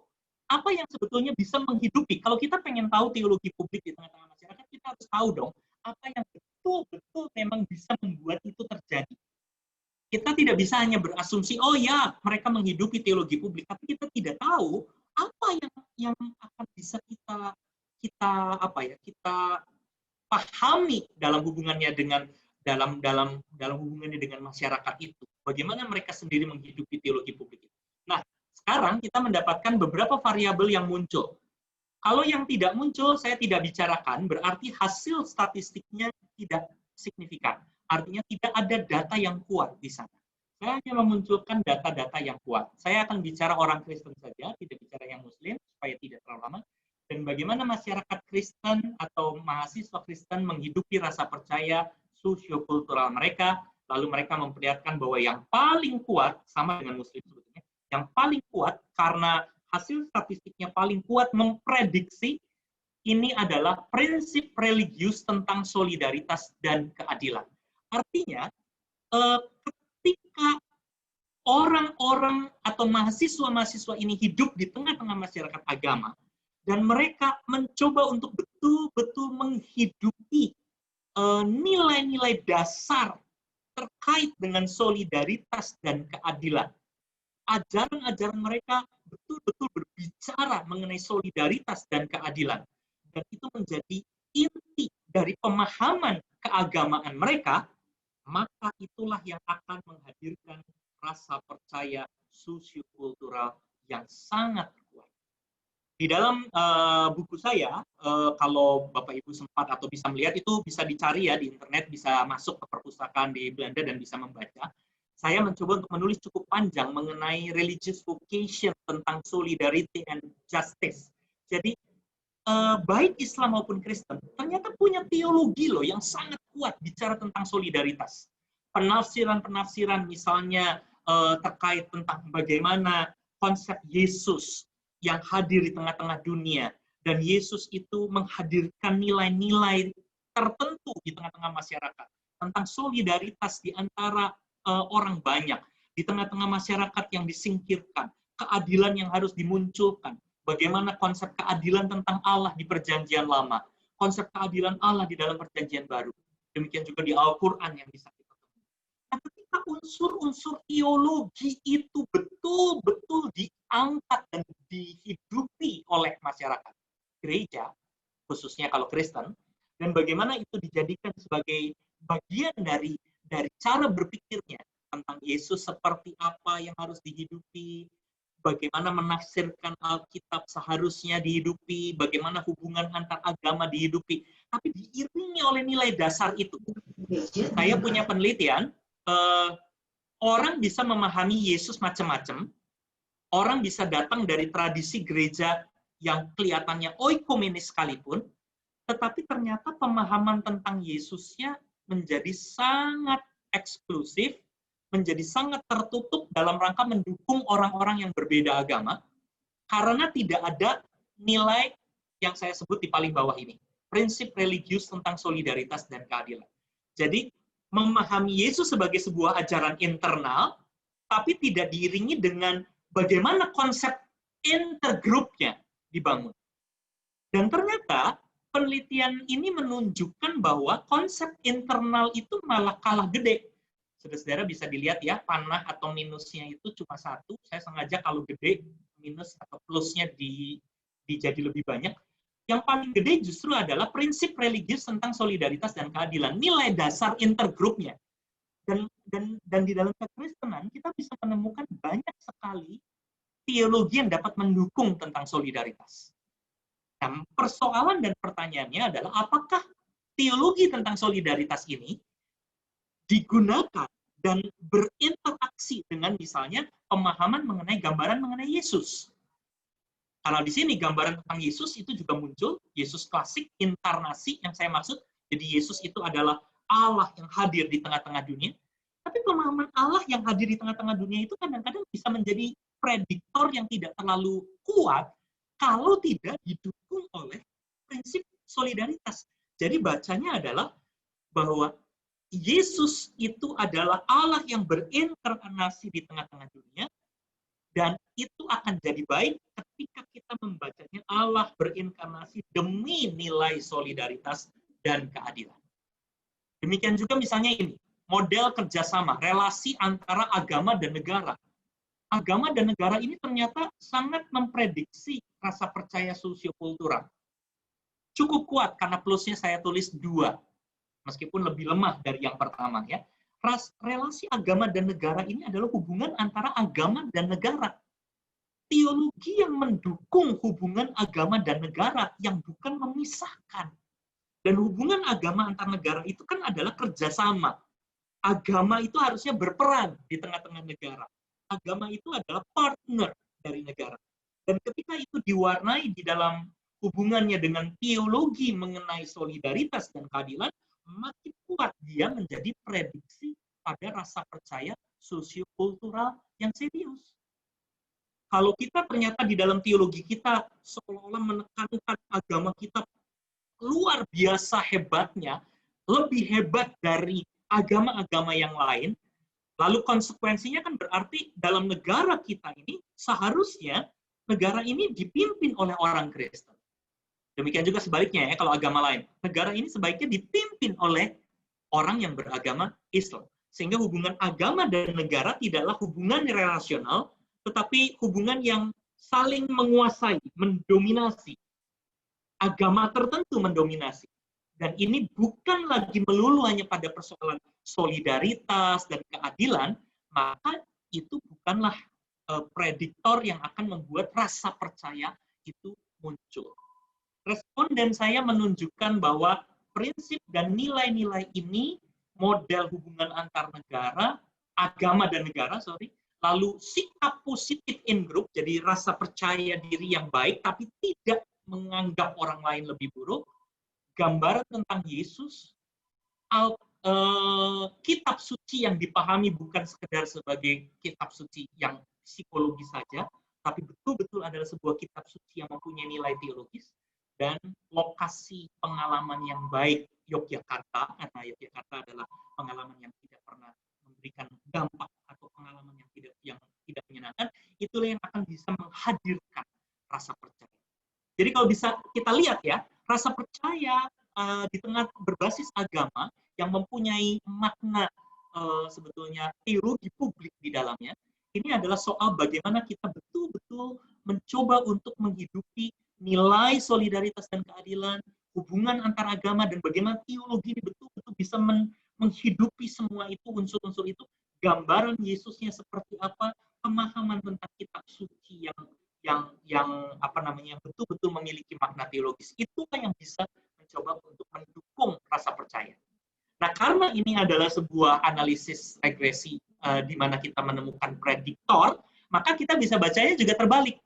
Rasa percaya sosiokultural ini tidak akan terjadi, tidak akan menjadi kuat ketika prinsip-prinsip religius tentang solidaritas dan keadilan itu tidak muncul, model kerjasama itu tidak muncul di dalam teologi kita, ketika kita tidak mampu mendukung atau menghadirkan gambaran mengenai Yesus atau kristologi yang terbuka. Karena kalau kristologinya tertutup, kita malah justru menghadirkan pemahaman yang terbalik. Kita tidak menghadirkan rasa percaya. Demikian juga pada pemahaman mengenai soal kitab suci. Jadi bisa terbalik seperti itu ya. Karena ini prediktor. Rasa percaya bisa kuat kalau ini semua diperhatikan, tapi rasa percaya itu juga menjadi menurun kalau ini semua tidak diperhatikan. Nah, dengan demikian kita mendapatkan semacam peta dari teologi publik mahasiswa Kristen, paling tidak demikian juga mahasiswa Muslim, di mana pemahaman mengenai intergroup atau bahasa terkait dengan pemahaman mereka tentang intergroup harus menjadi bagian dari teologi mereka. Khususnya adalah konsep nilai solidaritas dan keadilan, selain juga hubungan agama dan negara. Banyak orang mengabaikan urusan agama dan negara, menganggap itu sudah selesai. Tapi sebenarnya ini persoalan yang belum selesai, persoalan yang harus diperhatikan kembali. Pertanyaannya adalah teologi kita tuh menghadirkan hubungan agama dan negara yang baik, yang equal, begitu ya, di mana agama berperan di tengah-tengah negara dan negara betul-betul berpartner dengan agama secara sehat, atau sebetulnya di konteks kita agama dan negara itu sebetulnya ada agama tertentu yang mendominasi negara, atau negara yang ingin mendominasi agama. Nah, teologi kita sendiri tentang agama dan negara seperti apa? Apakah teologi kita memang mendorong dominasi agama atau mendorong dominasi negara, dan agamanya merasa sudah tidak punya peran lagi? Ingat, teori sekularisasi tradisional selalu mengatakan bahwa pada akhirnya agama akan kalah, meskipun tidak terbukti ya, agama akan didominasi oleh domain-domain yang lain, termasuk oleh negara. Nah, di Indonesia situasinya nggak gitu. Tapi pertanyaannya adalah dalam teologi publik yang kita dapatkan datanya ini, itu harus diperiksa lebih jauh, dihidupi atau tidak. Karena ketika relasi agama negara itu menjadi sebuah teologi yang kuat untuk menempatkan peran agama di tengah-tengah negara, dan itu dihidupi bersamaan dengan nilai solidaritas dan keadilan yang memang betul-betul digali dalam pengajaran-pengajaran praktis, yang kemudian menghidupi bagaimana Alkitab dibaca, gambaran Yesus atau pemahaman tentang Yesus dibangun, maka barulah rasa percaya itu muncul.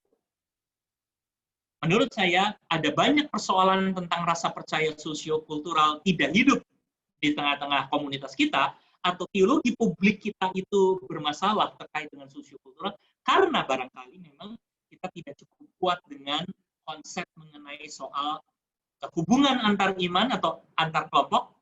Hubungan ini tidak cukup dibangun dalam pemahaman-pemahaman teologi kita sendiri. Nah, saya stop di sini supaya tidak menjadi terlalu panjang. Ada banyak kesimpulan yang nanti mungkin dalam kesempatan diskusi kita bisa coba diskusikan lebih jauh. Tapi kira-kira gambaran tentang teologi publik dan bagaimana teologi publik itu lalu diperiksa di tengah-tengah lapangan ini kita coba temukan. Dan ternyata kita bisa cukup optimis karena masyarakat, paling tidak masyarakat muda kita mengenali itu dan berteologi, tapi mereka punya ekspektasi pada saat yang bersamaan gitu ya, ekspektasi yang sangat kuat tentang teologi macam apa, dan mereka spesifik mencoba untuk menunjukkan dari penelitian ini bagaimana teologi harus dihidupi, teologi intergroup dan teologi intragroup yang kuat, konsep tentang Yesus muncul, konsep hubungan agama negara muncul, dan konsep solidaritas dan keadilan itu betul-betul dipertanyakan apakah menjadi bagian dari teologi yang kita hidupi. Demikian Pak, Bapak, Ibu, dan teman-teman, bagian awal ini saya sampaikan. Saya kembalikan ke Pak Charles Sihombing, saya rasa. Baik, terima kasih Pak Terima Andi. kasih. Ya, jadi kita akan bagi sesi kita masuk pada sesi rehat, dan nanti jam 12.30 akan kita lanjutkan lagi dengan sesi tanya jawab. Dengan harapan seluruh mahasiswa, Bapak Ibu para dosen diberi ruang untuk mengajukan pertanyaan melalui chat, lalu nanti host kita mengkompilasi untuk bisa diberikan kepada Bapak Handi, sehingga beliau nanti dalam mengisi waktu kita di sesi 2 yang sangat terbatas, tinggal menjawab semua pertanyaan-pertanyaan. Jadi metode yang seperti itu kita buat. Jadi semua pertanyaan langsung di-drop kepada Bapak Handi, dan nanti Pak Handi tinggal menjawab. Mudah-mudahan waktu yang ada seluruh mahasiswa bisa menyampaikan dan mengajukan pertanyaan. Nah, dengan demikian, Bapak Ibu sekalian, Bapak Ibu dosen, mahasiswa, dan narasumber kita Bapak Handi, untuk sementara kita break dulu. Nanti jam 12.30 webinar kita lanjutkan lagi dalam sesi tanya jawab. Terima kasih atas kehadiran kita seluruhnya. Saya melihat jumlah mahasiswa dan dosen seperti yang kita harapkan. Di Zoom 1 ada 100 orang, di Zoom 2 juga ada data kita. Jadi sekarang lebih dari 100 orang, hampir 200 orang. Terima kasih, selamat siang, Tuhan memberkati. Dengan harapan kita akan kembali dalam 12.30. Selamat siang, selamat rehat sejenak. Selamat Terima kasih, siang, selamat Pak. siang. Pak.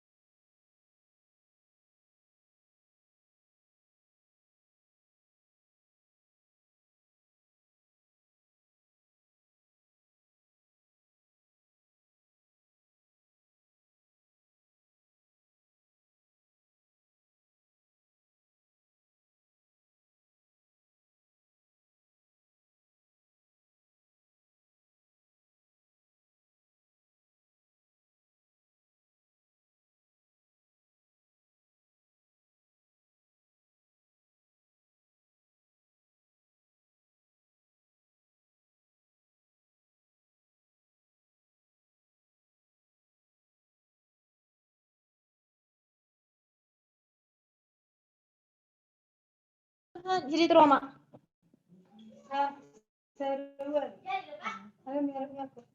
Berarti